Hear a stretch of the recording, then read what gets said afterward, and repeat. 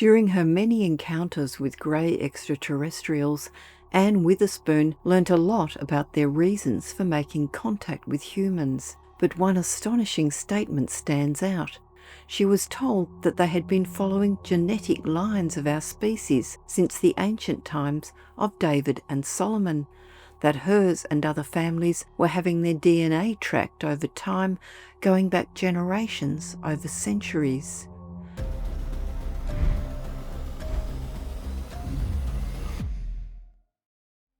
In mid-1988, at the age of 27, Anne Witherspoon was astonished to see a strangely familiar face when she entered a bookstore in St. Louis, Missouri. There on display were multiple copies of a book, Communion by Whitley Strieber, whose cover portrayed an image of a pale humanoid face with large almond-shaped eyes. Both she and her husband Harry thought that they knew this familiar-looking being. Knowing that the face represented an alien, an extraterrestrial, and strange subliminal recognition triggered a flood of memories. She remembered small figures playing with her in her bedroom as a child, being approached by other beings when a UFO landed near her home, and other experiences of her teen years, while Harry also recalled seeing two glowing figures at the foot of his bed when young. With both suspecting that they were abductees, Anne asked her mother about these events and began to piece together what seemed a long-term involvement over at least the last 3 generations of women in her family. Her mother recalled a small, strange-looking man speaking to her through her window, and a knowing instruction from her own mother not to tell her father. While Anne's grandmother refused to broach the subject, her mother sensed that their experiences were equally familiar to her. Anne also recalled that her mother had alluded to many pregnancies gone missing, a common occurrence in female abductees. Now remembering and fully conscious of the strange lifelong events, Anne became aware that when she was aged 4, in 1965, small beings had begun visiting her. She remembered seeing a beautiful blue light from the kitchen and 2 diminutive figures emerge, one from the kitchen and the other from her parents' room. She described them as having pasty off-white skin and large round black teddy bear eyes, and she didn't question the fact that they simply wanted to play with her. The play sessions happened several times, and on another occasion a female grey appeared in her room and spoke to her telepathically. Occasional events that suggested the aliens were monitoring her and others in the community also came to mind. She remembered that same summer in 1965 waking up to find herself walking barefoot down the sidewalk near her house with a tall grey who was holding her hand. When they were diagonally opposite her home, he bent down and said to Anne, "Your turn is over. You can go home now."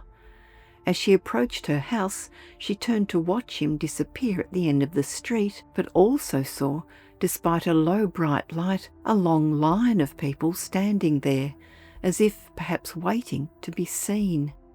She estimates that there were at least 20 children, mainly in their pyjamas, and a few adults just standing there as if in a queue.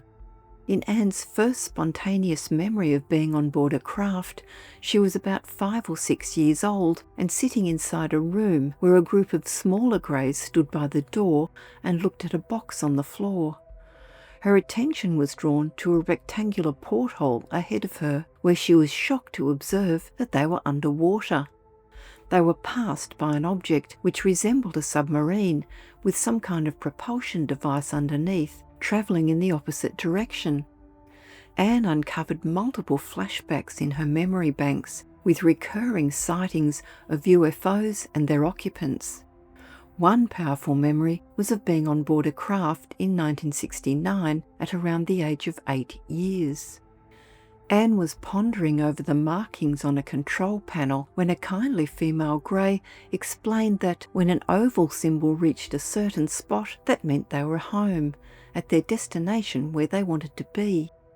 In another memory from the same year, she was playing with her friend Dell and 2 other children when a flat or tube-shaped orange disc without any windows advanced from about treetop level, hovered for about a minute, then suddenly moved backward in the direction from which it had come.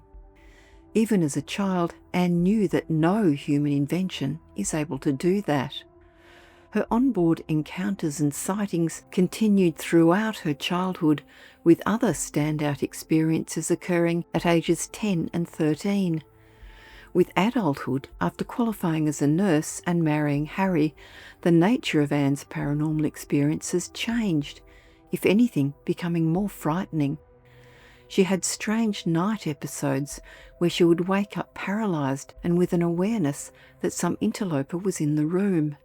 She started to believe that the ETs were mainly interested in her reproductive system and DNA, and she could be left with either nightmarish screen memories of figures like vampires or burglars, or brief remnants of recall that she had been on board a UFO.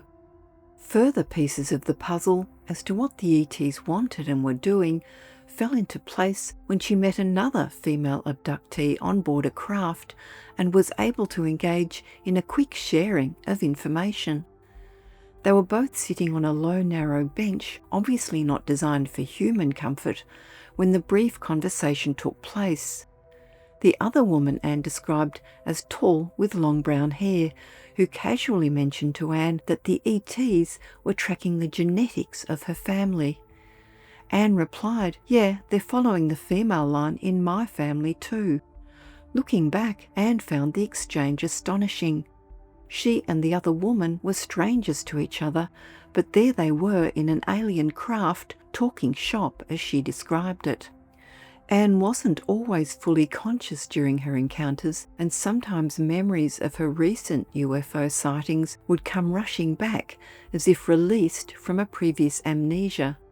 Sometimes Anne's husband was the target of a visitation. On one occasion, Anne being restrained by a female grey while a possible implant was inserted into Harry's sinus cavity while he slept.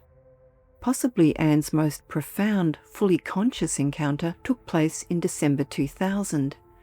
She was alone in bed watching the news and dozing off when a grey suddenly walked through her closed bedroom door and showed her what seemed a metallic model of his home world.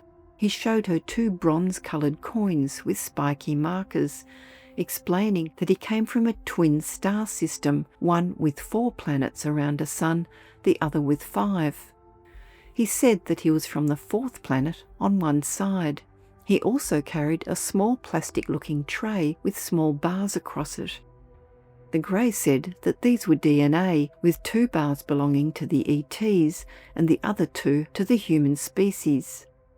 He then declared if this whole process of genetic encounters was not vitally necessary, we would not do it. He showed her images of her childhood friend Dell, the first showing him suspended in the air, nude and seemingly unconscious, inside a large room illuminated by a soft blue light.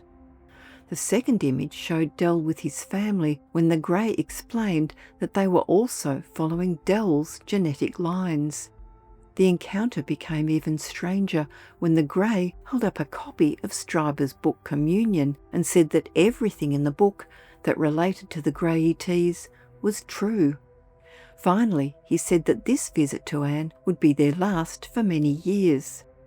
On looking back, Anne had found the visit enjoyable. No scares or painful procedures, just a conversation where she was made to feel special and given some answers about who the ETs are and why they had been contacting her.